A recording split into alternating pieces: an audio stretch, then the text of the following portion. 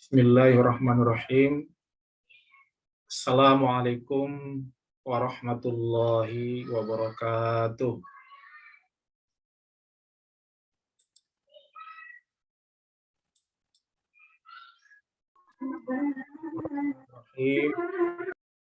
Wa bihi nasta'inuhu ala umuri dunya waddin. Wassalatu wassalamu ala asyrafil anbiya'i wal mursalin wa ala alihi wa ashabihi ajma'in. Bapak-bapak dan ibu-ibu, para peserta pelatihan rekognisi pembelajaran lampau PPG PAI angkatan kedua yang dirahmati Allah Subhanahu wa taala. Bapak dan Ibu, tentu kita sebagai seorang muslim, kita tidak bosan-bosannya untuk bersyukur kehadiran Allah Subhanahu wa taala. Kemudian salawat beriring salam kita sampaikan kepada Nabi kita, Nabi besar Muhammad Sallallahu Alaihi Wasallam. Bapak dan Ibu, sesuai dengan jadwal yang telah kami umumkan kepada kita semuanya, bahwa kita sekarang memasuki program tindak lanjut atau program lanjutan dari sebelumnya, di mana kita akan fokus kepada hal-hal yang terkait dengan tugas dan juga pendalaman materi serta konsultasi bagi para peserta di angkatan 1 ini. Namun untuk materi saya ini memang adalah materi yang semestinya disampaikan pada jadwal beberapa saat yang lalu, yaitu di pertemuan tatap muka di Cadika, ya. Cadika Lubuk Pakam. Seharusnya saya menyampaikan materi, namun ternyata di lapangan antara jumlah materi RPL dengan waktu yang ada itu tidak selaras, sehingga saya mengistilahkan saya mengamputasi materi saya, yaitu materi penyusunan proposal penelitian tindakan kelas. Jadi Bapak dan Ibu, materi saya ini adalah bahagian sebenarnya dari materi pertemuan kita yang 3 hari itu. Jadi ini adalah salah satu materi yang sangat esensial dari materi rekognisi pembelajaran lampau. Kalau tidak salah, nanti bisa dikonfirmasi ya ke Pak Mutakin ya, terkait dengan PTK ini, karena kebetulan yang sekarang mengikuti pendidikan adalah Pak Mutakin ya, karena beliau yang materinya adalah tentang komponen-komponen RPL. Tapi seingat saya, setiap peserta PPG itu wajib mengupload proposal PTK. Ya, wajib mengupload proposal PTK. Nah, oleh karena itu, saya menyarankan kepada Bapak dan Ibu sekalian, karena kita ini kan masih panjang ya waktu ya. Belum tentu kita dipanggil dalam tahun ini, dan tahun depan juga mohon maaf ya, belum tentu kita dipanggil tahun depan ya. Kecuali memang teman-teman yang tahun ini mendapatkan perhatian dari kepala daerahnya, ya, dari bupati, dari wali kota, dari gubernur, mereka mendapatkan prioritas karena menggunakan dana dari APBD.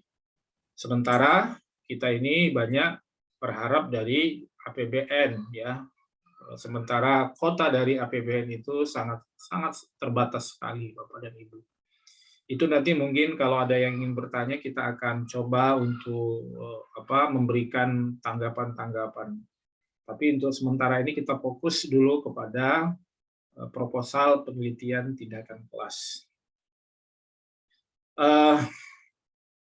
Saya pada malam hari ini, mohon maaf, memang waktu untuk menyusun PowerPoint memang tidak cukup, sehingga saya belum menyelesaikan tugas saya membentuk PowerPoint.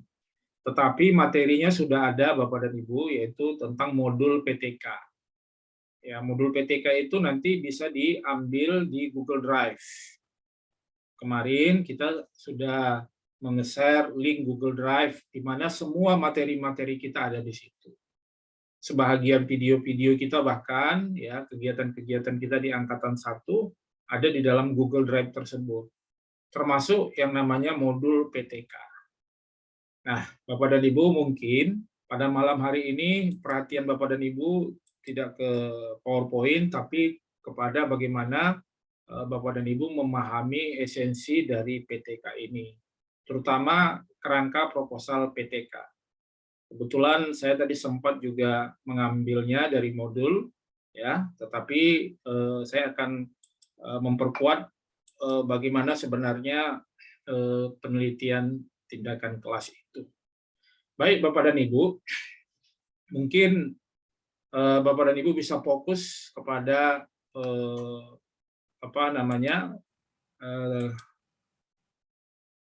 kegiatan kita ini. Apa yang saya sampaikan ini mungkin bisa dipahami.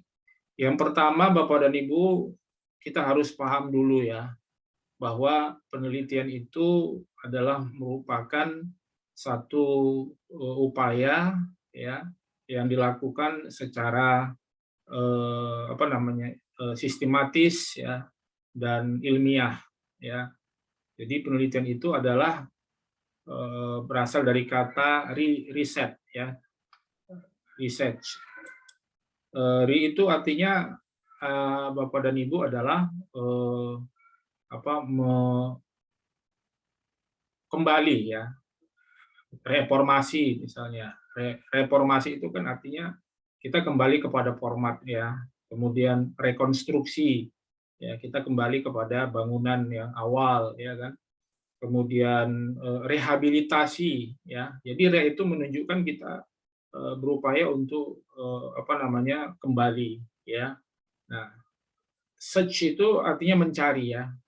Search. Kalau di komputer itu kan ada fitur search mencari. Jadi research itu sebenarnya adalah mencari kembali ya, mencari kembali. Ya, yang dicari apa? Nah, ini saya kira perlu semacam suatu pemahaman kita. Yang kita cari adalah jawaban-jawaban atas masalah-masalah yang kita temukan ya. Jadi saya ulangi Bapak dan Ibu, yang kita cari research itu artinya kita kembali mencari ya, research, cari kembali, mencari. Kita mencari apa? Mencari jawaban, mencari kesimpulan ya. Ya, cari kesimpulan atas masalah-masalah yang kita rumuskan ya, Bapak dan Ibu. Sederhananya begitu ya. Nah, kita harus paham dulu Bapak dan Ibu apa itu masalah ya. Jadi mohon izin Bapak dan Ibu, saya minta mungkin siapa yang bisa memberikan pandangannya ya, pemahamannya tentang apa itu masalah. Silakan Ibu, Bapak, siapa yang mau memberikan komentar langsung, saya kira lebih ini ya, interaktif ya. Bu Mariana, menurut Ibu apa itu masalah? Bu Mariana, kita harus paham betul dulu ya, karena nanti kalau tidak paham agaknya konstruksi kita tentang penelitian itu nanti tidak kuat. Makanya banyak dosen, banyak mahasiswa, banyak ini guru-guru dia tidak paham tentang konsep masalah. Ya, jadi kalau tidak paham tentang konsep masalah itu jadi repot nanti untuk langkah berikutnya. Karena semua penelitian itu harus beranjak dari masalah gitu. Jadi kalau kita tidak paham apa itu masalah kan jadi repot juga kan. Nah, Bu Mariana, kira-kira menurut apa menurut Ibu apa itu masalah? Atau mungkin yang lain? Ya silakan Ibu. Kalau dalam bro jalan di Pasakre itu, Ya, Bu Mariana silakan. jalan di Pasakre. Bismillahirrahmanirrahim. Assalamualaikum warahmatullahi wabarakatuh. Menurut saya Pak, kalau masalah itu misalnya di dalam lingkungan sekolah, sesuatu itu bisa timbul karena masalah. Misalnya di dalam program pembelajaran atau kegiatan belajar mengajar, contohnya dalam kegiatan sholat, banyak masalah yang kita temukan dalam materi kewajiban sholat. Misalnya di sekolah saya Pak, kebanyakan anak-anak yang saya ajarkan itu masih belum mengenal bagaimana tata cara sholat yang baik. Nah, mereka itu dari segi bacaan ataupun dari segi gerakan masih kurang. Nah, itu adalah menurut saya itu adalah salah satu masalah yang harus diselesaikan. Kemudian lebih-lebih anak-anak yang saya didik itu adalah anak-anak yang di pinggir pantai Pak. Jadi untuk dari orang tua itu agak apa ya, perhatian dari orang tua itu agak jarang itu, sehingga kita yang sebagai guru ingin memperhatikan anak-anak itu dalam membimbing mereka. Ya, Bu Mariana, terima kasih ya. Sengaja saya mute, tadi ada gangguan Bu Mariana, tapi apa yang Ibu sampaikan itu saya sudah mendengarnya dengan baik. Nah, yang Ibu sampaikan itu adalah bukan masalah, tapi adalah fenomena. Ya, yang Ibu sampaikan itu adalah fenomena-fenomena. Nah, jadi walaupun sebenarnya di dalam fenomena-fenomena itu Ibu ingin memberikan gambaran inilah masalahnya, kan gitu. Iya kan? Di dalam contoh masalahnya. itu. Nah, tetapi yang ingin saya minta menurut Ibu, coba Ibu Ispiani, menurut Ibu apa itu masalah? Konsep menurut Ibu apa itu masalah? Sesuai. Kalau masalah itu sendiri, kalau menurut saya adalah suatu keadaan yang tidak sesuai dengan apa yang kita harapkan atau yang kita inginkan dalam suatu pembelajaran.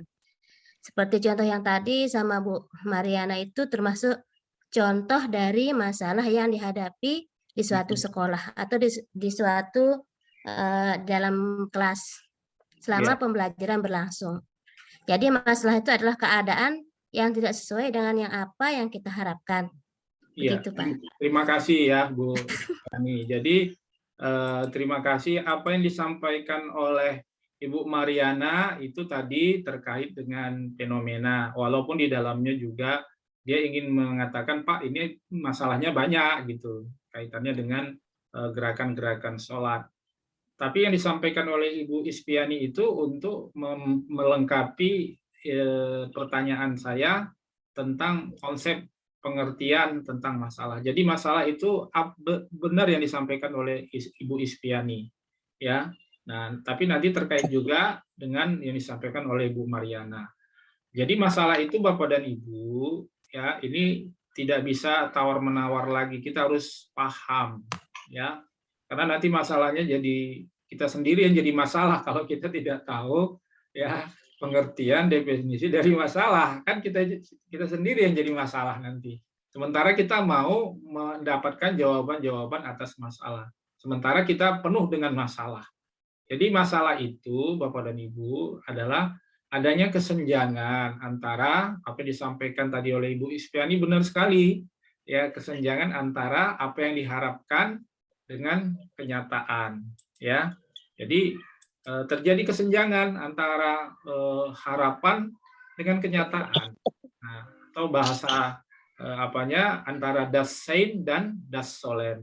Jadi antara apa yang di kepala kita, apa yang diharapkan Ibu Mariana berharap anak muridnya bisa sholat dengan gerakan-gerakan sholat yang baik, dengan bacaan-bacaan yang baik, karena dia sudah mengajarkannya, sudah diajarkan, sudah beberapa kali pertemuan. Tapi kenyataannya ketika mereka praktek atau ketika mereka sholat dilihat oleh Ibu Mariana di musola atau praktek di kelas, ternyata mereka itu tidak sesuai dengan kriteria-kriteria yang diajarkan oleh Ibu Mariana. Nah, jadi paham ya Bu Mariana ya. Jadi masalah itu adalah ya terjadinya atau ditemukan adanya kesenjangan antara apa yang kita harapkan dengan kenyataan yang terjadi. Nah, itu dulu ya Bapak dan Ibu. Jadi itu tidak ada tawar-menawar, kita harus paham bahwa itulah konsep tentang masalah dalam penelitian. Lalu Bapak dan Ibu, ya, Bapak dan Ibu perlu sekali untuk konstruksi pemikiran Bapak dan Ibu bahwa semua penelitian itu harus dimulai dari masalah. Nah, ini yang saya sering melihat mahasiswa itu, mohon maaf ya, mereka itu buat judul dulu, dibuatnya judul dulu, baru dia mencari masalah. Itu nggak boleh, ya. Itu kalau yang saya dapat dari dosen-dosen saya dulu ya di UPI Bandung, kebetulan saya Profesor Dr. Bandi Delpi itu dari UPI ya, Universitas Pendidikan Indonesia Bandung, kebetulan mengajar di IAIN Syekh Nurjati Cirebon. Saya kebetulan Ibu dapat program beasiswa 2 tahun dari pemerintah. Jadi saya 2 tahun dapat beasiswa, saya kuliah di IAIN Syekh Nurjati Cirebon, Jawa Barat. Jadi di sana itu mereka dalam tanda kutip mengharamkan seorang peneliti itu dia buat judul dulu baru jadi masalah, dan itu kenyataannya banyak sekali. Ya, itu banyak sekali kenyataannya, sehingga mahasiswa itu sibuk mencari judul. Nah, dia pergi ke perpustakaan, ya, kemudian ada judul-judul di perpustakaan lain dia ambil, lalu ditulisnya, lalu diajukan dan disetujui. Akhirnya apa? Akhirnya penelitian dia itu sebenarnya adalah penelitian yang sudah dilakukan oleh peneliti lain, ya. Dan ironisnya dosen bagian akademik ya itu tidak menguasai ya tentang judul-judul penelitian yang sudah ada di kampusnya. Jadi sehingga kecolongan gitu. Nah, ini yang sering terjadi. Nah, jadi oleh karena itu Bapak dan Ibu, penelitian itu dimulai dari masalah. Nah, ya. Tapi masalah yang dimaksud oleh Ibu Ispiani adalah masalah yang terkait dengan ruang lingkup keilmuan kita atau ruang lingkup objek kita. Nah, kalau misalnya PTK, ya itu adalah ruang lingkupnya adalah terkait dengan tindakan kelas. Nah, itu ya, Bapak dan Ibu. Jadi tidak ada lagi, jadi kita tidak boleh misalnya PTK tapi meneliti misalnya bagaimana dampak bagaimana dampak buku PAI kelas 10 ya terhadap terhadap minat siswa dalam belajar. Walaupun sebenarnya itu bisa dijadikan penelitian, tapi dia tidak masuk ruang lingkup tindakan kelas. Nah, jadi harus ada tindakan kelasnya. Nah, nanti Bapak dan Ibu, setiap PTK itu harus ada disebut kelasnya.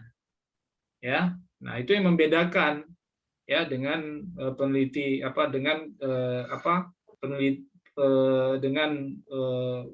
penelitian lain. Dia ada kelasnya. Misalnya kelas 7, ya, kelas 10, ya, kelas 11 ya. Karena dia tindakan kelas ya. Dan memang dipahami ya kelas itu adalah fisik ya. Jadi memang level-level kelas 1 SD, kelas 2 dan lain sebagainya. Nah, itu Bapak Ibu harus ini ya tidak boleh lari dari itu ya, pakemnya itu. Nah, sekarang Bapak dan Ibu, ketika kita sudah mengetahui masalah itu, maka sekarang yang paling penting kita memahami tentang konsep variabel. Ya, ini saya kira tidak bisa tidak ya, kita harus paham tentang variabel. Kenapa? Karena ini nanti terkait dengan kita menyusun judul penelitian, ya. Nah, menyusun judul. Kira-kira saya minta dulu respon dari Bapak dan Ibu sebagai brainstorming. Apakah coba Ibu sampaikan menurut Ibu apa itu variabel di dalam penelitian. Variabel itu apa? Silakan, mungkin Ibu Ispiani bisa menyampaikan pandangannya. Menurut Ibu apa itu variabel? Karena itu sangat penting nanti di cara kita merekonstruksi judul penelitian, Bu. Variabel itu kalau menurut saya terkait dengan sifat atau objek yang kita teliti. Begitu? Sifat ya. Sifat atau objek yang kita teliti. Sifat atau objek yang kita teliti. Ya, bisa saja, tapi masih perlu lagi ada satu penambahan di situ. Mungkin yang lain, mungkin yang bapak-bapaknya dulu lah. Mungkin Pak Solih atau Pak Eman bisa nyampaikan untuk brainstorming. Apa itu menurut Bapak variabel itu apa? Karena itu penting ya. Karena penting sekali ini. Silakan Pak Eman atau Pak Solih. Ini Pak Solih selalu pakai dasi nih beliau. Pagi, siang, malam selalu pakai dasi. Semangat terus beliau. Silakan Pak. Atau ibunya boleh. Ibu Susi yang dari Kalimantan ini selalu update. Ibu Susi atau Ibu Ibu Rahma. Ibu Rahma ini kan udah ASN ini. Alhamdulillah beliau udah P3K, dipanggil lagi PPG, waduh, Masya Allah, luar biasa ya. Semoga menyusul, Pak. Amin, ya Rabbal Alamin. Ya. Pak, ya silakan. Ya, Assalamualaikum warahmatullahi wabarakatuh. Kalau menurut saya, variabel itu suatu objek penelitian yang menjadi fokus dalam penelitian. Jadi objek yang kita teliti nantinya seperti apa dan nantinya akan mendapat kesimpulan dari apa yang kita teliti tersebut. Iya, hampir sama ya, Bu Rahma, hampir sama dengan Bu Ispiani ya. Di sini Pak Soli ada mengatakan, diketik sama beliau, adalah suatu atribut atau sifat atau nilai dari orang, objek, organisasi, atau kegiatan yang mempunyai variasi tertentu yang diterapkan oleh peneliti untuk dipelajari dan kemudian ditarik kesimpulannya. Izin sholat Isya dulu ya Pak, katanya.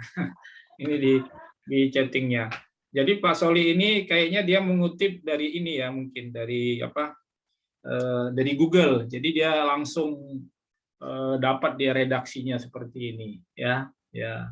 Jadi Bapak dan Ibu, apa yang disampaikan oleh Bapak dan Ibu itu semuanya itu sudah mendekati ya. Memang objek ya, kemudian sifat, atribut apa saja. Tetapi ada satu yang lupa ya, yaitu variabel itu adalah setiap konsep yang konsep itu dapat diukur. Ya, dia dapat diukur apakah dia objek, apakah dia sifat, apakah dia atribut ya. Jadi segala sesuatu yang berupa konsep ataukah atribut ya, ataukah organisasi ya yang dapat diukur. Nah, itu kata kuncinya itu dapat diukur. Jadi kalau dia tidak dapat diukur, maka dia tidak bisa menjadi satu variabel. Contoh misalnya Bapak dan Ibu belajar. Nah, itu belajar itu adalah variabel, ya, belajar. Kemudian metode jigsaw itu variabel, itu variabel. Kenapa? Karena metode jigsaw itu kan dapat diukur. Dia punya langkah-langkah, ya, punya sintaknya. Jadi bisa diukur dia apakah dia itu jigsaw, apakah dia menggunakan sintak jigsaw atau tidak. Begitu juga dengan belajar. Nah, belajar itu kan ada ininya, ada indikatornya, bisa diukur, ya. Nah, bisa dipahami mana yang masuk kategori belajar ataupun tidak, ya, Bapak dan Ibu. Mohon izin Bapak Ibu ya sebentar ya, karena di sini sedang azan sholat Isya.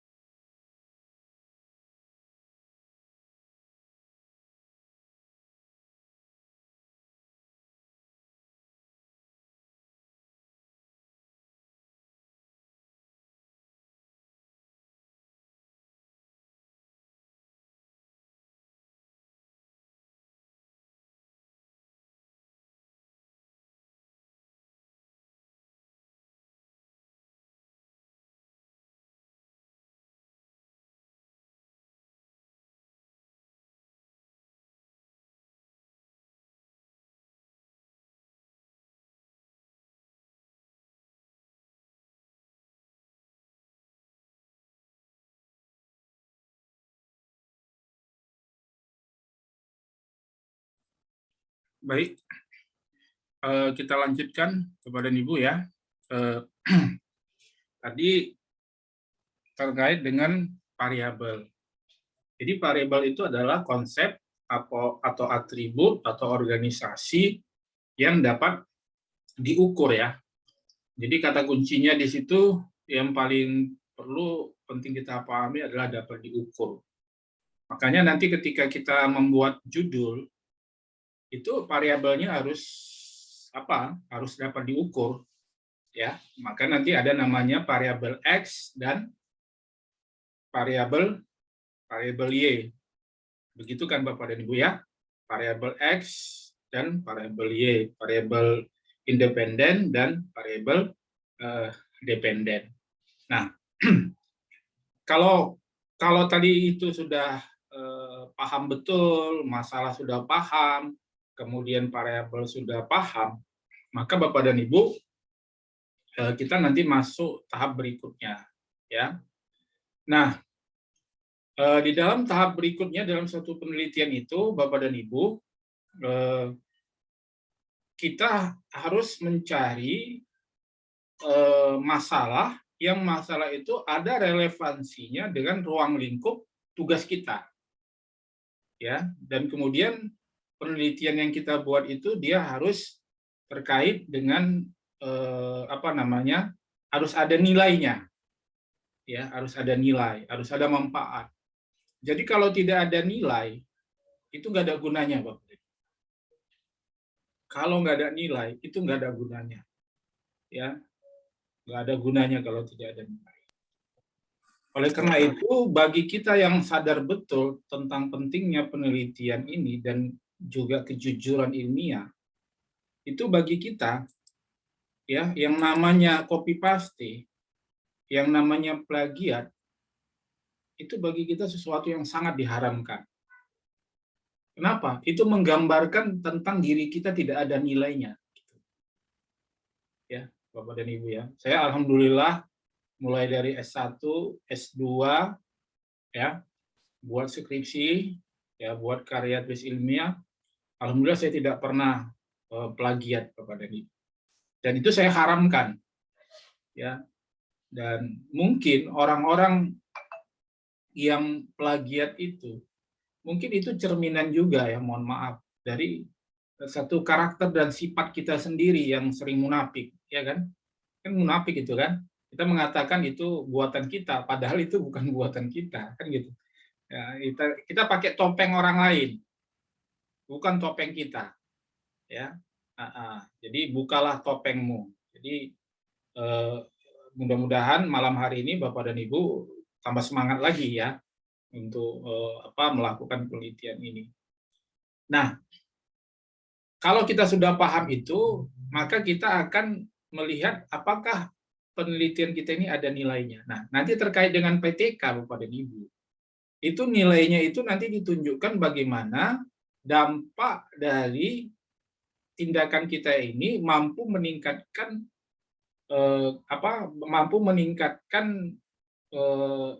kualitas pembelajaran. Itu dulu, mampu meningkatkan kualitas pembelajaran. Apakah dia dari sisi misalnya nilai, dari sisi sikap, dari sisi keterampilan, ya, atau malah ketiga-tiganya. Nah, ini perlu Bapak dan Ibu nanti juga kalau menurut saya ya paling supaya tidak terlalu berat, mungkin kita ambil aja dari segi sikap atau dari sisi pengetahuan atau dari sisi keterampilan. Jadi kita tidak boleh hanya membatasi bahwa penelitian itu hanya dari segi pengetahuan aja gitu. Meningkatkan hasil belajar, kan di mana-mana begitu kan, meningkatkan hasil belajar. Tapi saya melihat jarang kalau dia misalnya merubah sikap gitu ya, atau peningkatan ibadah ya, spiritual.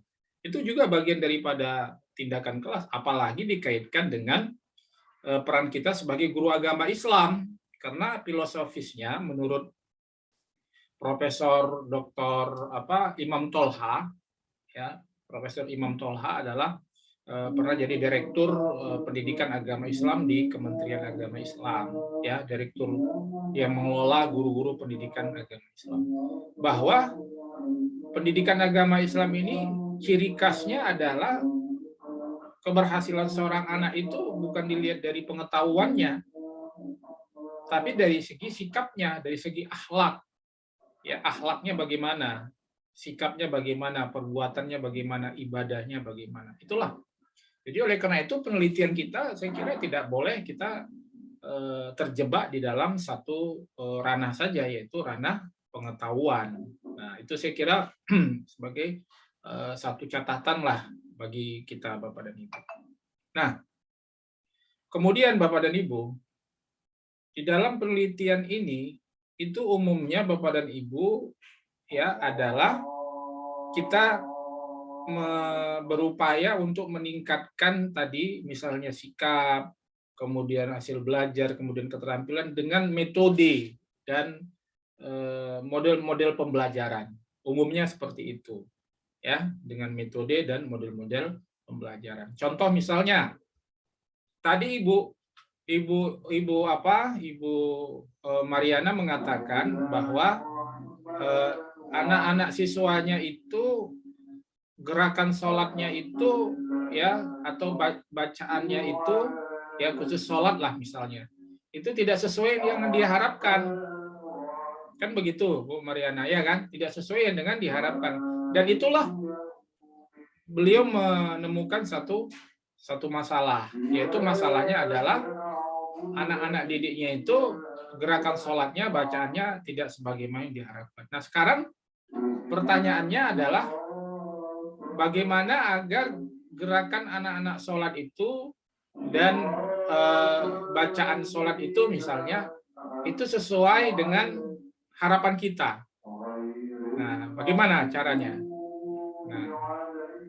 Nah, di situ nanti Ibu Mariana akan melakukan satu perenungan, ya. Dan boleh juga perenungan itu dilakukan dengan cara membaca penelitian-penelitian sebelumnya. Nah, ya, penelitian-penelitian sebelumnya bisa dibaca, atau konsep-konsep tentang pendekatan untuk meningkatkan kemampuan siswa di dalam menyerap pembelajaran. Nah, jadi misalnya apa kira-kira Bu metode yang cocok untuk itu? Ya, apa yang cocok metodenya? Ya, untuk gerakan sholat misalnya. Ya, misalnya Bu, ini saya contoh ya. Misalnya video berbasis video misalnya, ya. Jadi Ibu akan memperlihatkan bagaimana ya video orang yang lagi sholat gitu, mulai dari takbir, dari ruku ya sampai dengan salam itu ya. Itu ada video pembelajaran, ada videonya. Jadi pendekatannya berbasis video. Nah, bagaimana dengan media berbasis video itu dapat meningkatkan keterampilan anak di dalam melaksanakan gerakan-gerakan sholat. Jadi sebenarnya kalau bisa kita lihat itu sebenarnya sederhana itu Bu. Nah, sederhana sebenarnya itu. Nah, tapi nanti kan mungkin di dalam proses kita untuk mempertanggungjawabkan pengaruh antara media video dengan peningkatan keterampilan gerakan sholat itu kan nanti perlu data-data. Bagaimana kita nanti menggambarkan prosesnya, ya. Nah, jadi nanti di situ tentu ada ukuran-ukurannya. Nah, itu disebut tadi variabel tadi kan, variabel gerakan sholat, ya. Itu kan variabel itu, ukurannya bagaimana. Tentu Ibu harus punya lembaran lembaran penilaian. Nah, lembaran penilaian bahwa praktek sholat itu ada beberapa indikator yang mengangkat tangan gitu, misalnya ketika takbir ya letaknya misalnya sejajar dengan dada, kemudian ruku, kemudian sujud ya, rukunya bagaimana, sujudnya bagaimana, itu kan harus ada indikatornya. Nah, kayak gitu kan, harus ada indikatornya, dan itu ada lembaran penilaian. Nah, disitulah ukuran-ukuran bagaimana gerakan sholat yang memenuhi kriteria di dalam pembelajaran. Jadi itu ya Bu ya. Jadi kita harus bisa memahami ya tentang variabel ya, kemudian hubungan antara kedua variabel itu ya. Hubungan antara kedua variabel. Nah, itu ya Bapak Ibu dan Ibu. Kemudian Bapak dan Ibu, dalam penelitian tindakan kelas ini nanti kita akan masuk kepada kerangka-kerangka ya. Karena kita akan nyusun proposal. Nah, nanti Bapak dan Ibu ada perbedaan-perbedaan tentang kerangka proposal ini. Itu tidak masalah ya. Asalkan kita bisa mempertanggungjawabkannya. Ya, artinya kerangka itu kita dapat dari mana. Dan kemudian kita menyesuaikan juga dengan terkadang perguruan tinggi A dengan perguruan tinggi B terkadang beda. Ya, tapi itu perbedaannya hanya dalam hal menurut saya cuma beda ini aja sebenarnya, mazhab saja. Artinya hal-hal yang furu'iyah saja, tidak dalam hal-hal yang qat'iyah gitu kalau bahasa fikihnya. Jadi masalah-masalah mazhab saja, jadi tidak perlu jadi tinggal ngikuti saja gitu. Jadi kalau misalnya Ibu nanti kuliah di fakultas di Universitas X, ya ikuti saja buku panduannya. Jadi atau ketika ditanya Ibu bisa menjawab, itu yang penting ya. Dan terkait dengan PTK ini yang sering dipakai itu adalah bukunya Ari Kunto. Jadi Bapak dan Ibu itu wajib dibeli ya. Karena itu sudah menjadi suatu pegangan hampir semua peneliti PTK di Indonesia. Bapak Ibu bisa tulis namanya Pak Ari Kunto ya, Ari Kunto. itu dia nulis buku penelitian tindakan kelas. Itu bukunya kecil ya. Bukunya kecil dan harganya juga murah ya, tidak mahal. Suharsimi tadi. Oh iya, iya benar, Suharsimi. Benar Ibu Mariana, Suharsimi Arikunto, coba. Benar ya Bu ya? Mic-nya Bu dibuka Bu Mariana. Suharsimi Arikunto Pak. Ya. Ada juga bukunya sama saya. Alhamdulillah. Itu perempuan ya Bu ya? Saya pikir, Iya, beliau laki-laki. perempuan. Arikunto. Istrinya Arikunto. Arikunto itu suami. Arikunto suaminya itu. Oh gitu ya. Suharsi. Nama suami di belakang. Iya, Arikunto. Alhamdulillah, berarti Bapak dan Ibu sudah ini ya. Jadi itu yang harus dijadikan ini. Artinya bisa jadi referensi utama. Nah, terkait dengan PTK kita sudah ada modul. Jadi tinggal modul itu aja. Cuma sayangnya memang di modul itu tidak disebutkan itu gaya siapa gitu. Jadi Bapak Ibu nanti mungkin coba cek kalau memang itu sumbernya dari Arikunto, Bapak Ibu harus jelaskan ya, harus pahami sehingga nanti ketika ditanya itu paham ya seperti itu. Saya juga tadi ketika baca modul sekilas saya menemukan juga ada kekurangan di modul itu terkait dengan refleksi ya, model-model refleksi itu. Dia ada menggambarkan tentang model refleksi itu tetapi tidak menyebut itu menurut siapa gitu. Nah, itu yang tidak boleh ya. Mungkin saya coba ya nanti Bapak Ibu bisa mencarinya sendiri di mana tadi bukunya tadi saya sudah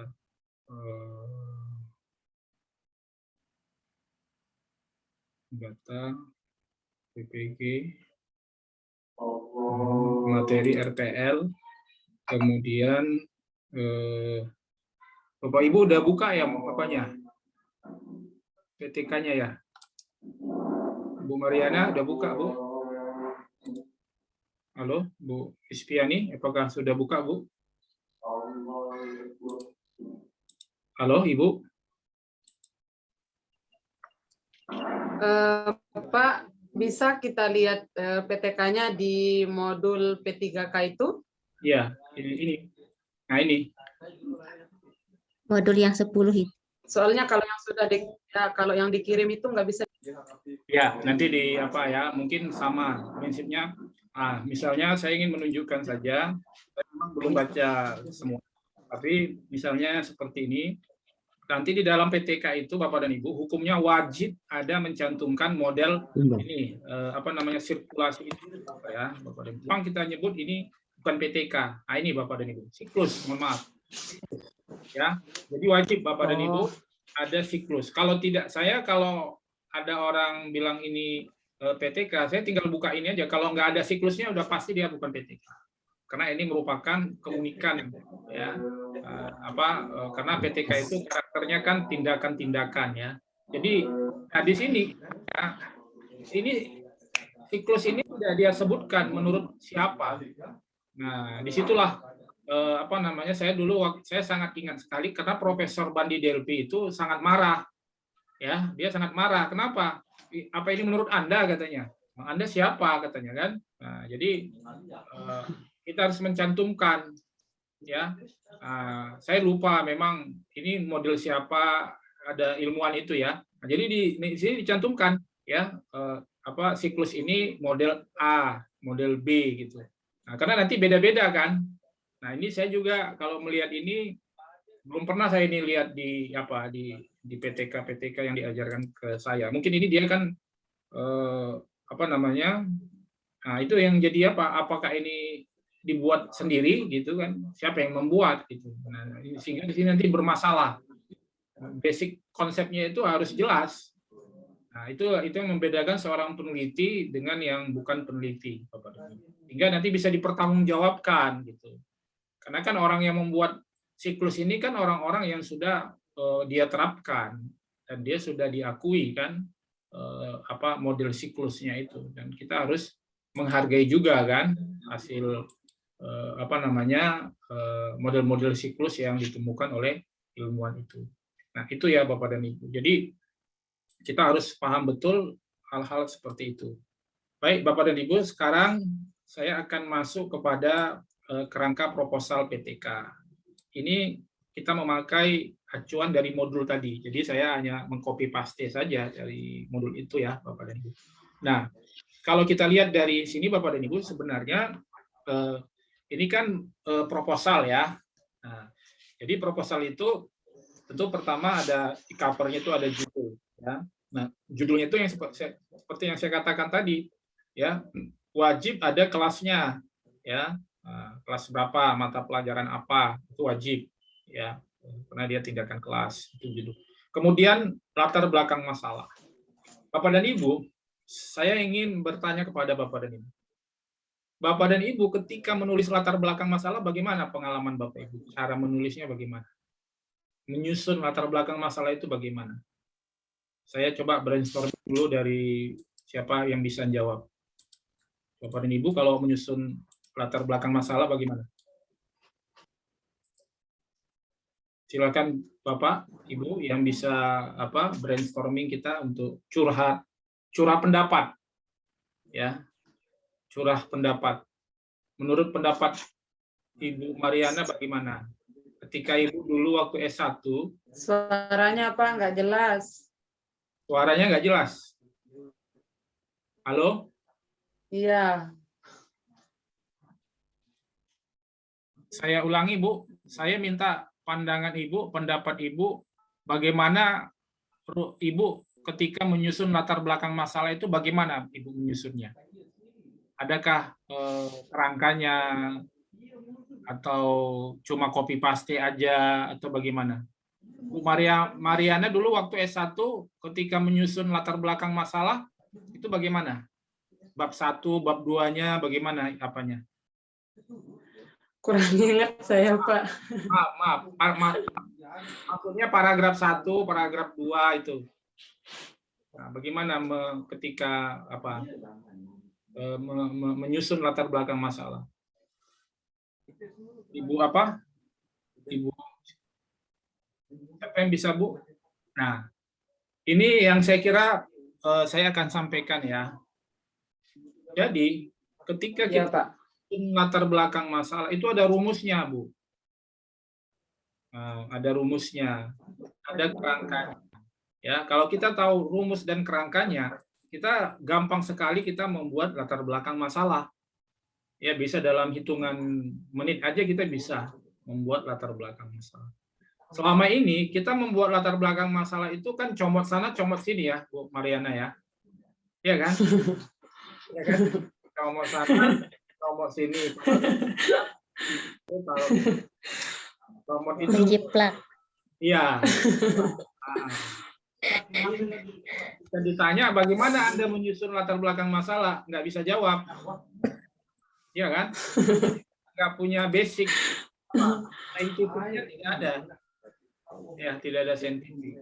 Nah, Bapak dan Ibu, dalam menyusun latar belakang masalah itu direkomendasi oleh para peneliti itu, yang pertama itu kita menampilkan fenomena. Ya. Jadi paragraf pertama itu kita bisa menyampaikan tentang fenomena. Fenomena itu kalau dalam bahasa lain disebut dengan gejala. Ya. Gejala, fenomena itu gejala. Jadi di paragraf awal itu katakanlah paragraf 1 mungkin atau paragraf 2 yaitu kita menampilkan fenomena atau gejala. Ya. Nah, seperti Bu Mariana tadi, sebenarnya Ibu Mariana menceritakan anaknya sholat di mushola atau ketika praktek, gerakan sholatnya tidak seperti apa yang dilihat Bu Mariana, itu namanya gejala, Bu. Nah, Fenomena, Pak ya? Ya, itu namanya fenomena. Tapi apakah fenomena dia tidak apa? Belum tentu. Ya, belum tentu. Nggak jelas, Pak, suaranya. Ya. Mohon maaf Bapak Ibu yang suaranya masuk, kita agak terganggu. Oke, dengar ya Bu ya, Bu Mariana. Oke, jadi Bapak dan Ibu ya, di kerangka awal itu paling atas itu adalah fenomena. Fenomena itu adalah gejala. Jadi Ibu bisa menceritakan tadi fenomenanya apa siswa siswi kelas 1 SD melaksanakan gerakan ibadah sholat zuhur, gerakannya misalnya ditemukan tidak sesuai dengan kriteria gerakan sholat yang telah diatur gitu kan. Nah, macam-macam ibu cerita aja di situ. Kayak ibu cerita tadi sama saya. Tadi kan ibu cerita kan. Nah, jadi sebenarnya Ibu Mariana secara tidak langsung sebenarnya dia sudah melakukan langkah-langkah menceritakan tentang fenomena. Ya, fenomena itu artinya gejala. Jadi apa yang kita lihat itu belum tentu Bu? Belum tentu itu hakikatnya, masih gejala gitu. Misalnya kayak Pak Solihin tadi kan, kayak pakai dasi tadi, kok nggak ada lagi beliau? Pak beliau marah ya? Pak Solih Pak namanya. Pak Solih kan selalu pakai dasi dia kan, videonya pakai dasi. Itu kan fenomena. Nah, terus kita bilang, oh Pak Solih ini dia jadul, tidak bisa apa. Itu belum tentu. Nah, belum tentu. Maka itulah perlunya nanti ada pengumpulan data-data. Nah, jadi apa yang kita lihat, apa yang kita amati, apa yang kita rasakan, ya, apa yang kita baca, ya, itu adalah merupakan fenomena. Nah, itu fenomena itu Bu di awal. Baru setelah fenomena di latar belakang masalah itu yaitu data. Ya, Ibu perkuat dengan data-data. Ya, data-data Ibu perkuat. Baru setelah di bawahnya itu setelah data-data Ibu perkuat dengan konsep. Konsep tentang sholat itu apa, gerakan sholat itu apa, gitu kan? Konsep tentang gerakan sholat misalnya. Karena tadi kan variabelnya tadi kan gerakan sholat kan. Nah, baru yang terakhir Ibu menyatakan di mana pentingnya Ibu melakukan penelitian tentang itu tadi, ya, tentang gerakan sholat tadi. Nah, itulah yang harus dicantumkan di latar belakang masalah, Bapak dan Ibu. Ya, jadi latar belakang masalah itu kerangkanya itu yang pertama adalah fenomena, yang kedua adalah dikuatkan dengan data, dan yang ketiga adalah dikuatkan dengan konsep, baru yang keempat kita menyatakan bahwa ini penting untuk dilakukan penelitian tindakan kelas. Maka kita akan melakukan penelitian bagaimana pengaruh media video gerakan sholat terhadap keterampilan siswa dalam melaksanakan gerakan sholat di kelas 1 SD di kecamatan X misalnya. Nah, itu jadi di dalam latar belakang itu harus tercermin itu. Cuma memang mungkin banyak juga saya lihat mahasiswa saya itu mereka tidak paham gitu. Ya, kenapa tidak paham? Mungkin karena dosennya sendiri mungkin tidak paham itu ya. Jadi karena dosennya sendiri tidak paham, jadi tidak pernah dijelaskan gitu. Nah, makanya nanti kalau kita sudah menguasai rumus itu, kita akan bisa melihat, Bu, latar belakang masalah itu kita gampang menilainya. Ini gimana gitu kan? Dia kan harus nampak sistematis ya. Nah, ya kan? Dia harus nampak sistematis, harus bisa dijelaskan dong. Misalnya Ibu Istiani buat latar belakang masalah, ya, terus ditanya, ini kamu bab 1 kenapa ini? Ini bab 1 paragraf 1 apa? Kamu bisa bilang, ini paragraf 1 Pak tentang fenomena. Karena yang namanya penelitian itu kita kan harus mulai dari fenomena. Kan harus mulai dari pengamatan penelitian. Nggak mungkin kita melakukan penelitian nggak mengamati dulu kan? Tapi harus mulai diamati dulu. Baru yang kedua Pak, data. Data tentang apa? Data tentang data-data yang untuk memperkuat fenomena itu. Tadi misalnya contoh, Ibu Mariana misalnya melihat anak-anak itu melakukan gerakan sholat ya dengan lembaran observasi, misalnya Ibu lihat, ternyata dari 20 siswa Ibu misalnya itu gerakannya itu dari 20 itu 20 orang itu 15 orang itu gerakannya nggak sesuai dengan kriteria. Nah, Ibu nanti bisa perkuat bahwa dari hasil pengamatan saya, dari 20 orang siswa, dari 20 itu 15 itu gerakan gerakan sholatnya itu tidak memenuhi kriteria yang ditentukan. Nah, itu kan memperkuat data itu memperkuat fenomena.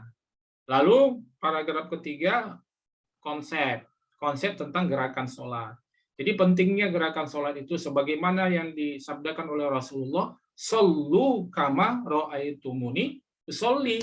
Sholatlah kamu sebagaimana aku sholat. Jadi bagaimana Rasulullah sholat, bagaimana gerakannya menurut ulama ini. Nah, itu boleh. Ibu silakan apa konsepnya. Ya, konsep itu kan bisa teks, ayat, hadis, pendapat ulama ya tentang pentingnya sholat itu sebagaimana sholat Nabi.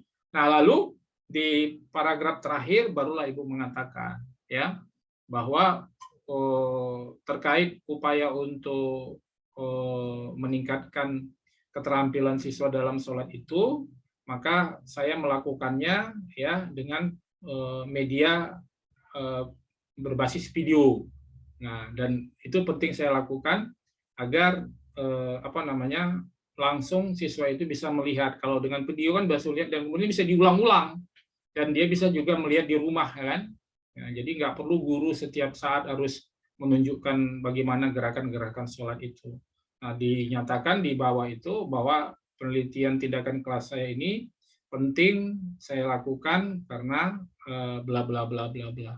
Itu Bapak Ibu ya. Nah, itu di rumusan masalahnya. Kemudian identifikasi masalah ya. Nah, identifikasi masalah ini adalah bagaimana tadi masalah-masalah tadi kita identifikasi mulai dari gerakan sholat ya, kemudian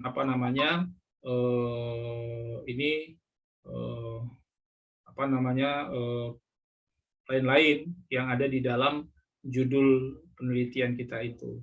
Kemudian pembatasan dan rumusan masalah. Nah, ini rumusan masalah ini penting Bapak dan Ibu ya.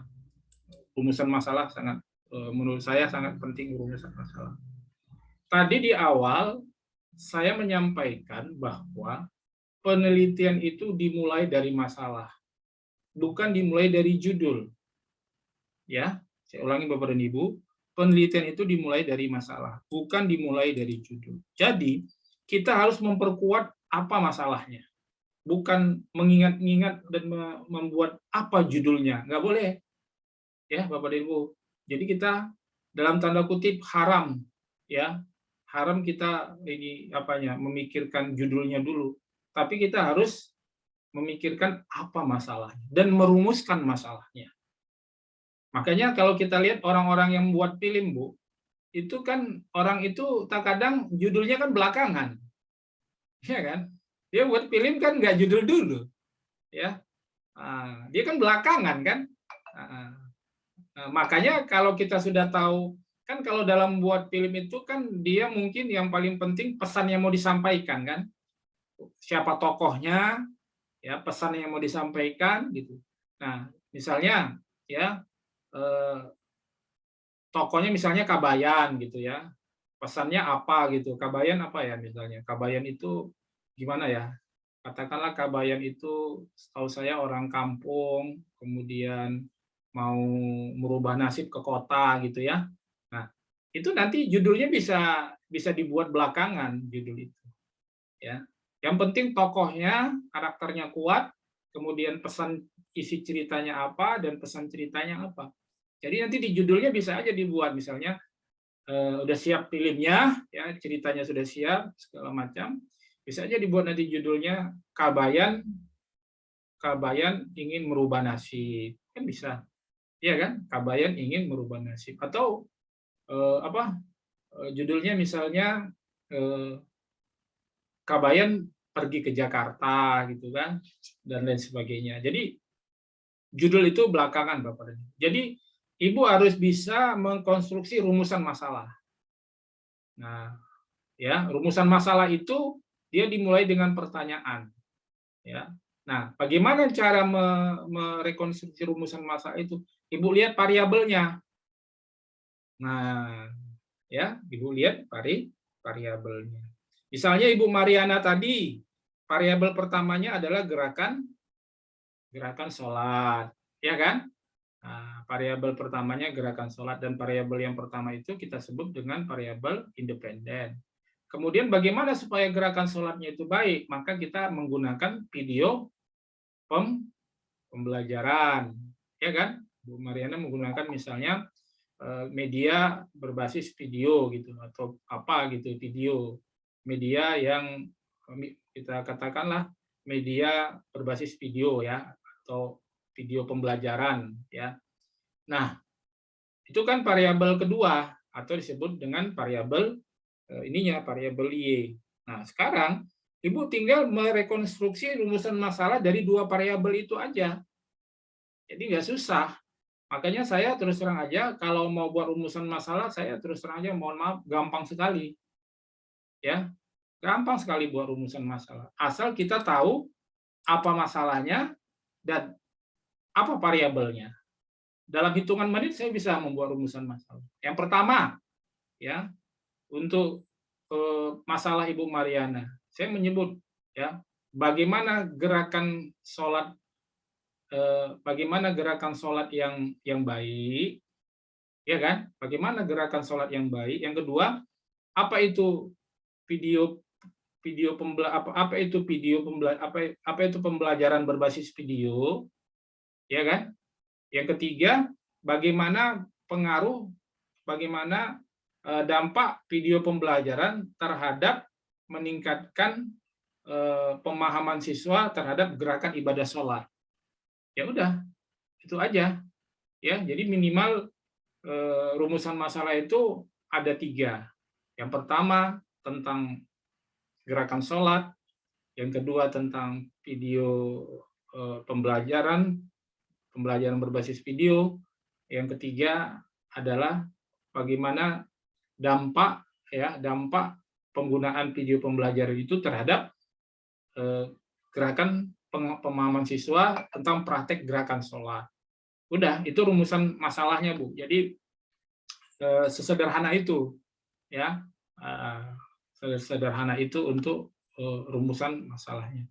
Nah, kalau misalnya di sini dibuat misalnya pembatasan dan perumusan masalah, ya itu, jadi dibatasi bahwa PTK ini, ya, penelitiannya itu meneliti tentang bagaimana apa itu gerakan sholat, bagaimana gerakan sholat, kemudian apa itu video pembelajaran, ya, bagaimana misalnya lain-lain tentang video pembelajaran, kemudian bagaimana dampak video pembelajaran itu terhadap keterampilan gerakan sholat siswa kelas 1 SD di kecamatan, misalnya kecamatan X, ya, gitu ya Bapak dan Ibu. Kemudian terkait dengan pemecahan masalah, tentu langkah-langkah yang Ibu lakukan untuk memecahkan masalah itu tadi, itu tinggal direkonstruksi aja lah ya, itu sifatnya konseptual lah. Kemudian tujuan tindakan. Nah, ini Bapak dan Ibu, ya. Tujuan ini, ya, ini Bapak Ibu. Jangan sampai Bapak dan Ibu merumuskan tujuan pembelajaran tapi tidak ada hubungannya dengan rumusan masalah. Itu bahaya sekali itu. Ya. Bukan hanya bahaya tapi bahaya sekali kalau kita membuat tujuan tujuan tindakan. Ini tujuan penelitian, Mas, tujuan penelitian itu. Tapi karena PTK disebut tujuan tindakan. Jadi tujuan itu harus sesuai dengan rumusan masalah. Maka sebenarnya kalau nanti kita melihat rumusan masalahnya, kemudian kita lihat tujuan yang nggak sesuai, wah itu berarti dia nggak paham. Ya, misalnya rumusan masalahnya tentang keterampilan gerakan sholat, tapi tujuannya ditulisnya situ supaya siswa dapat membaca Al-Quran. Wah itu udah bahaya sekali, ya kan? Itu udah ketemu itu. Ini pasti ini orangnya error ini ya. Ini pasti benar-benar error dan pasti bisa dipastikan dia tidak tahu apa-apa ini. Ya mohon maaf ya. Nah, jadi itu trik ya. Jadi Jadi jangan sampai nanti PTK Bapak dan Ibu antara rumusan masalah dengan tujuan tindakan itu berbeda. Yang satu ke utara dan yang satunya lagi ke selatan. Ya, jadi harus harus selaras antara tujuan. Ya, nah, contoh begini. Tadi kan itu kan gerakan sholat, maka tujuan tindakannya apa? Ya, tujuan tindakannya satu untuk memperbaiki keterampilan gerakan sholat siswa di kelas ini, ya kan? Nah, kemudian apa lagi misalnya? Ya, yang kedua tujuannya adalah agar anak-anak senang belajar dengan melihat video pembelajaran gitu. Nah, itu. Jadi ada hubungannya dengan ini tujuan itu dengan rumusan tindakan atau rumusan masalah. Kemudian Bapak dan Ibu, di sini ada kerangka. Ini manfaat ya. Nah, saya sebenarnya kalau sudah tujuan nggak perlu lagi manfaat gitu ya. Sebenarnya sudah, tapi karena ini dibuat seperti ini, ya sudah kita tinggal ikuti saja ya. Sebenarnya antara tujuan manfaat itu juga pasti ada hubungan dengan tujuan ya. Jadi kalau manfaat itu berarti ini kegunaan daripada hasil penelitian ini. Kemudian konseptual dan hipotesis tindakan. Ya, ini saya kira Bapak dan Ibu terkait dengan hipotesis. Hipotesis ini adalah dugaan sementara ya. Biasanya PTK itu kita menyatakan di situ bahwa penelitian ini akan mampu meningkatkan pemahaman siswa tentang keterampilan gerakan sholat gitu ya. Ini dugaan kita di sini.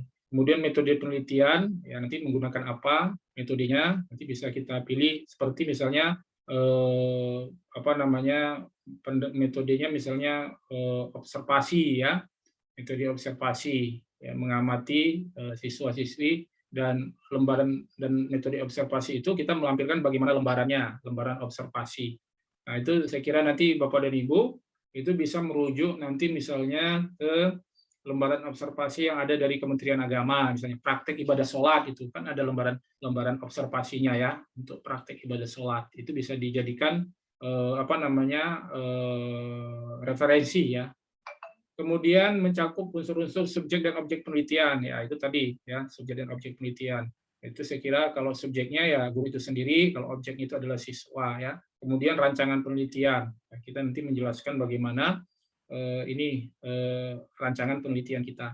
Lalu mencakup perencanaan, tindakan, pengamatan, kemudian refleksi, baru kemudian perencanaan. Nah ini tadi yang dimaksud dengan siklus tadi, ya kita rencanakan, kita lakukan tindakan, kemudian kita amati, kumpulkan datanya, kemudian kita olah data, kemudian kita refleksi, ya kemudian kita buat rencana lagi. Kita lakukan seperti itu sampai 3 kali ya, Bapak dan Ibu. Nah, seperti yang dijelaskan Pak awal kemarin itu. Kemudian Bapak dan Ibu di sini instrumen penelitian dan teknik pengumpulan data. Ya, itu semalam dari Pak awal sudah dijelaskan bagaimana tentang pengumpulan datanya ya. Kemudian instrumen penelitian. Di instrumen penelitian ini saya kira kemarin belum sempat ya disampaikan Pak awal. Nah, terkait dengan instrumen penelitian ini Bapak dan Ibu, ini adalah alat ya untuk mengumpulkan data-data. Jadi bisa dia berupa angket, ya bisa dia berupa wawancara, bisa juga berupa pengamatan ya dan lain sebagainya. Kemudian di sini ada kriteria keberhasilan ya. Nah ini saya juga belum sampai ke sana kriteria keberhasilan itu bagaimana. Di sini tidak ada kesimpulan ya. Jadi kriteria keberhasilan nanti bisa merujuk di sini ya Bapak dan Ibu ya. Kriteria nanti Bapak dan Ibu tinggal search aja di sini yang dimaksud dengan kriteria keberhasilan itu apa ya? Kriteria keberhasilan. Nah, ini Bapak. Nah, di sini kriteria keberhasilan begini maksudnya Bapak dan Ibu ya. Kriteria keberhasilan itu dia menggunakan nilai ya, KKN. Nah, di sini ya Bapak dan Ibu. Nah, ini seingat saya menurut Swarsimi Arikunto itu 85% ya dari siswa kita itu praktek ininya tadi misalnya kita kasusnya tadi gerakan sholat. Jadi kita dianggap berhasil kalau 80% kalau nggak salah ya. Mohon maaf ya 80 di sini 85 ya. Ini ada 85 ya. 85%. Ya, KKM-nya berapa misalnya kita menetapkan KKM-nya misalnya 55,0 atau 7,0. Nah, jadi Bapak dan Ibu, ya terkait dengan kriteria keberhasilan ini itu bagaimana ada perubahan ya keterampilan pemahaman siswa dalam gerakan sholat tadi yang misalnya siklus pertama misalnya Bu 60 ya, siklus kedua 70. Nah, siklus ketiga misalnya 85 ya. Dan ada yang bilang 80 sebenarnya ya, 80. Ya, kalau nggak salah Swarsima Erukunto itu 80. Nah, kalau sudah ada perubahan seperti itu maka dianggap berhasil Bapak dan Ibu ya. Jadi itu dianggap berhasil. Jadi saya kira untuk sementara itu Bapak dan Ibu yang bisa saya sampaikan. Mungkin kalau ada pertanyaan yang bisa saya jawab ya. Tapi kalau yang tidak bisa saya jawab nanti akan saya telusuri lagi konsep-konsep yang ada di sini. Demikian dulu Bapak dan Ibu untuk sementara. Kalau ada pertanyaan saya persilakan. Silakan Ibu. Bapak.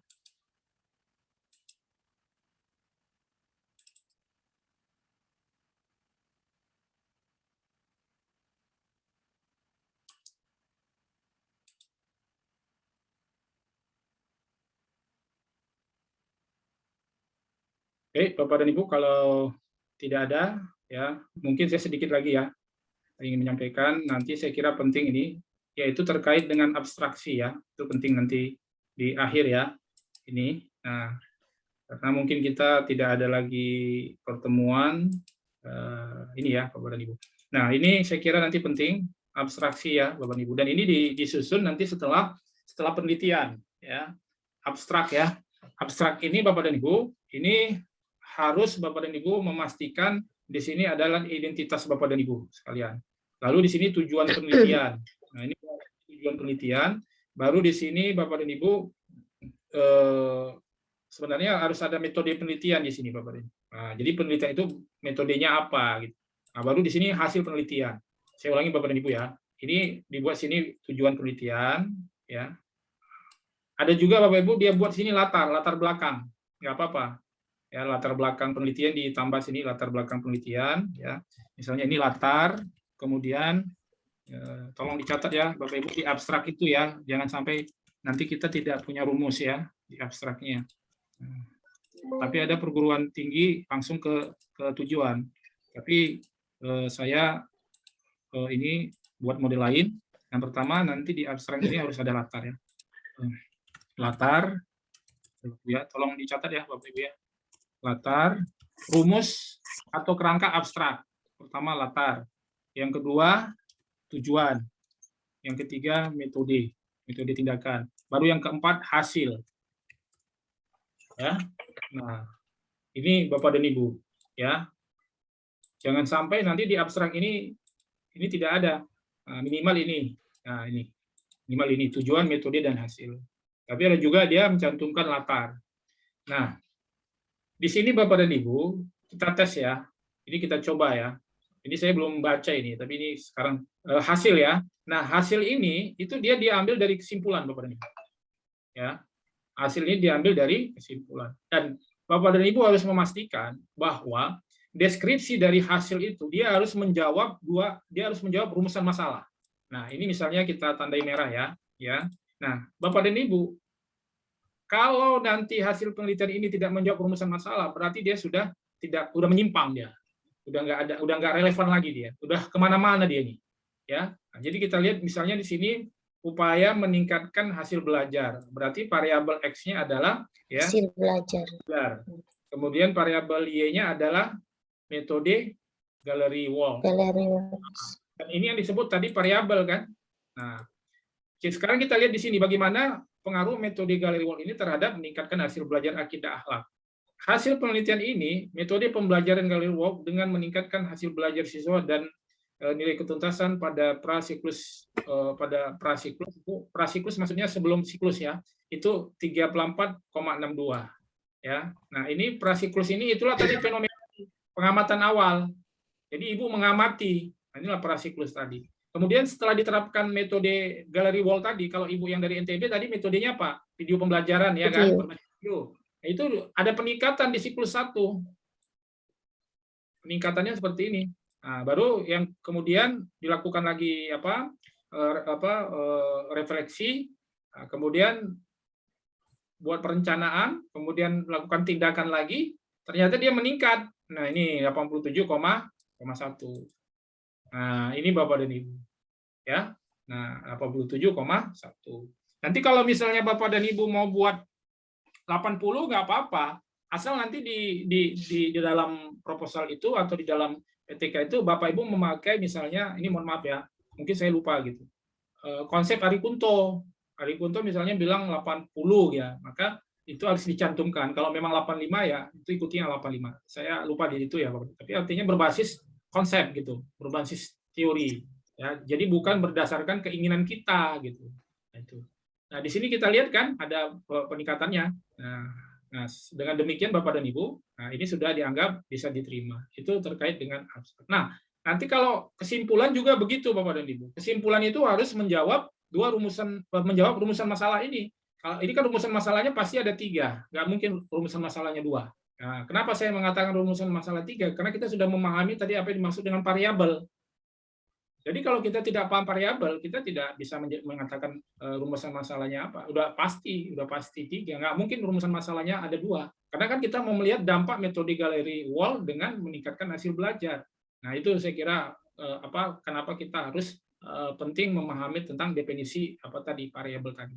Jadi itu Bapak dan Ibu ya. Nah, ini contoh skripsi mahasiswa ya yang ada. Ini nanti bisa Bapak dan Ibu ya untuk sementara bisa dijadikan dijadikan bahan bacaan, dan mulai sekarang Bapak dan Ibu bisalah pelan-pelan ya, Bapak dan Ibu masih panjang walaupun memang waktu dan tenaga gini ya, terus terang Bapak dan Ibu, apa yang Bapak Ibu buat nanti ya mungkin hari ini nggak ada manfaatnya Bapak Ibu. Tetapi ketika nanti ada lomba ya, lomba guru berprestasi, wajib punya PTK Bapak Ibu. Jadi bayangkan kalau Ibu buat sekarang, belajar terus, nggak apa-apa Ibu lihat skripsi PTK lain, nggak apa-apa, ambil, tiru, amati, boleh Bapak. Boleh. Yang nggak boleh itu copy paste. Tapi ambil, tiru, modifikasi. Namanya ATM. Ambil, tiru, modifikasi. Ambil, tiru, modifikasi. Jadi Bapak Ibu nanti ketika ada lomba guru berprestasi, wajib ada PTK dan Ibu akan ditanya langsung wawancara. Jadi kalau Ibu menguasai tadi misalnya langkah-langkah itu, filosofisnya, tentu itu Bapak dan Ibu itu akan ada nilainya nanti ketika Kemudian kalau Bapak dan Ibu misalnya jadi PNS ya atau ASN nanti itu kan bisa naik pangkat. Guru itu naik pangkatnya itu Bapak Ibu wajib PTK. Jadi bayangkan kalau Ibu ngambil punya orang, kan nggak tenang hidup Ibu. Iya kan? Nggak tenang. Kenapa? Karena kan nanti bisa jadi ketahuan kan, ketahuan sama penilainya. Karena penilainya tiap hari dia berinteraksi dengan berbagai macam judul-judul penelitian, dan itu membahayakan sekali Bapak dan Ibu. Nah, nggak apa-apa Ibu buat, kemudian banyak kesalahan, dari banyak kesalahan itu Ibu akan menemukan perbaikan-perbaikan, dan itu nanti akan menjadi pelajaran bagi kita. Jadi itu ya Bapak dan Ibu terkait dengan proposal. Kemudian yang berikutnya, kalau Bapak dan Ibu sudah membuat PTK, wajib Bapak dan Ibu itu ditandatangani kepala sekolah. Ya, wajib. Jadi harus ada surat pernyataan. Ya, saya yang bertanda tangan di bawah ini, nama kepala sekolah menerangkan bahwa guru yang bernama ini melakukan PTK di sekolah. Ya, kemudian ditandatangani kepala sekolah. Kalau perlu ditambah di sampingnya diketahui kepala perpustakaan. Ya, Bapak dan Ibu ya. Diketahui kepala perpustakaan. Karena kan kita harus kita kan harus baca Bu di perpustakaan. Untuk menyusun proposal itu kita mengumpulkan konsep itu harus membaca gitu. Nah, di situ Kemudian Bapak dan Ibu, ketika Bapak dan Ibu buat pengesahan, tolong buat 5 lembar atau 7 lembar. 1 lembar, kemudian fotokopi, 1 lembar ya, 1 lembar, jangan distempel dulu, ya, jangan distempel, tapi ditandatangani dulu, tanda tangani kepala sekolah, ya, tolong Bu, ini diingat ya, dicatat ya, nanti Ibu mana tahu 2 tahun yang akan ikut lomba ke sekolah, ternyata kepala sekolahnya udah nggak ada lagi, udah entah kemana, udah pensiun, atau bagaimana, kan repot jadinya kan. Nah, jadi nanti tolong Bu, surat pengesahan dari kepala sekolah itu ya biasa saya yang bertanda tangan di bawah ini nama kepala sekolah menjelaskan bahwa guru yang bernama ini telah melakukan penelitian tindakan kelas di sekolah ini gini segala macam ya. Lalu di situ tanda tangan kepala sekolah, kemudian tanda tangan kepala pustaka, lalu tolong jangan distempel dulu. Tolong Bapak Ibu fotokopi rangkap 10. Nah, fotokopi rangkap 10 atau rangkap 5 atau rangkap 7. Setelah itu baru di stempel. Nah, itu simpan baik-baik. Nanti kalau misalnya Ibu mau naik pangkat, kan nggak repot lagi. Kan asli. Stempelnya asli kan. Nah, kemudian kalau Ibu mau misalnya lomba guru berprestasi tahun ini, itu tahun nggak menang, tahun depan Ibu bisa pakai lagi tadi kan, misalnya nggak dikembali panitia kan nggak dikembali panitia itu kan, Ibu punya ininya ada ini. Jadi itu pengalaman Bapak dan Ibu. Jadi kalau bisa, kalau kepala sekolahnya nggak marah, buat aja rangkap 10 ya. Toh kan tanda tangannya sekali. Tapi jangan Ibu datang 10 lembar. Pak Kepala Sekolah tolong tanda tangan, tapi 10 lembar. Malas dia tanda tangan 10 lembar. Karena nggak ada uangnya ya kan. 10 lembar lagi tanda tangan gitu. Satu aja. Nah, satu aja tanda tangan. Nah, itu ya fotokopi ya sebanyak-banyaknya 10, lalu stempel. Nah, itu tolong disimpan baik-baik. Kemudian Bapak dan Ibu filenya jangan lupa disimpan di Google Drive. Jangan seperti saya itu ketika saya filenya hilang Bapak dan Ibu. Waktu saya memperbaiki laptop. Jadi oleh yang membetuli laptop saya terhapusnya di yang bagian di dokumen. Akhirnya hilang semua. Jadi ya bagaimana? Ya. Jadi sayang sekali Bapak dan Ibu. Hilang semua. Jadi Bapak dan Ibu nanti kalau sudah siap, berapapun siap, simpan saja di Google Drive. Jangan tunggu tuntas. Mana tahu, kita nggak tahu ada aja masalah. Itu Bapak dan Ibu ya. Sama seperti dulu ada dosen saya di IAIN cerita, dia buat disertasi. Tak bagaimana nggak tahu kejadian, Bu. Udah hampir siap, tapi hilang semua. Ya Allah, ya Rasulullah. Bagaimana itu? Berbulan-bulan mengerjakannya, kemudian hilang semua. Nah, itu perlunya Bapak Ibu kita backup data. Nanti itu Bu Eli yang bisa menyampaikan itu. Jadi penting bagi Bapak dan Ibu untuk memahami tentang digitalisasi ya, pentingnya e-paper ya di ini sekarang. Saya kira itu Bapak dan Ibu ya. Terima kasih banyak dan saya mohon maaf ya belum bisa menyampaikan secara maksimal, dan tugas Bapak dan Ibu hanya membuat proposal PTK ya.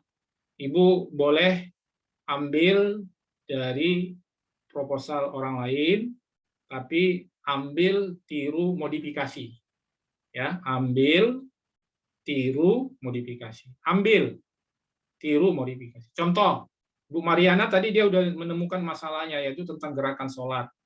Udah ambil aja proposal punya orang, lalu judulnya Ibu rubah. Itu kan nggak plagiat, ya kan?